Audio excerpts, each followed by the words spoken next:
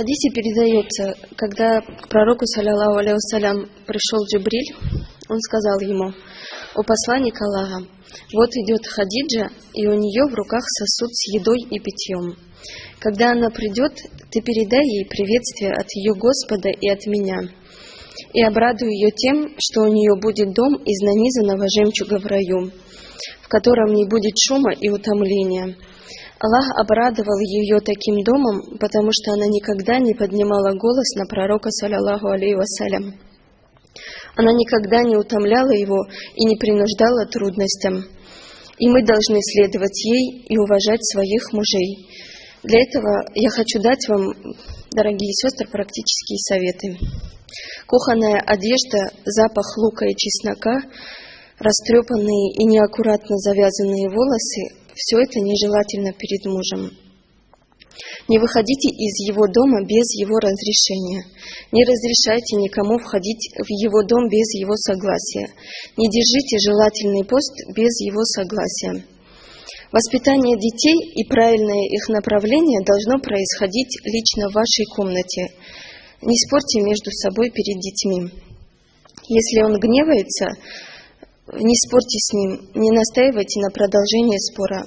Наоборот, попытайтесь успокоить его хотя бы своим молчанием. Не требуйте от него того, что он не в силах сделать. Не обвиняйте его в скупости, даже если он является таковым. Удивляйте его едой, которая ему нравится, до его прихода. Найдите детям полезное занятие, чтобы они не шумели перед ним. Создайте дома такую обстановку, чтобы он мог успокоиться, отдохнуть. Наполните дом благовониями, красивыми запахами. Никогда не отказывайте мужу ни в одной просьбе до тех пор, пока в этих просьбах нет ослушания Всевышнему Аллаху. Старайтесь в соответствующей обстановке приготовить еду до прихода своего мужа. Если вам не удается подать еду сразу после его прихода, то подайте что-то заменяющее, типа того, что подают гостям, и сами участвуйте с ним. Этим вы покажете заботу и уважение о нем. Говорите ему красивые слова, такие как «Да благословит тебя Аллах», «Да обрадует тебя Аллах добром», «Да сохранит тебя Аллах для нас» и так далее. Заботьтесь о его матери, звоните ей. Постоянно посылайте ей приветствия и поздравления, подарки посылайте ей, навещайте ее часто и помогайте ей. Старайтесь узнавать, что ей нравится, что она любит.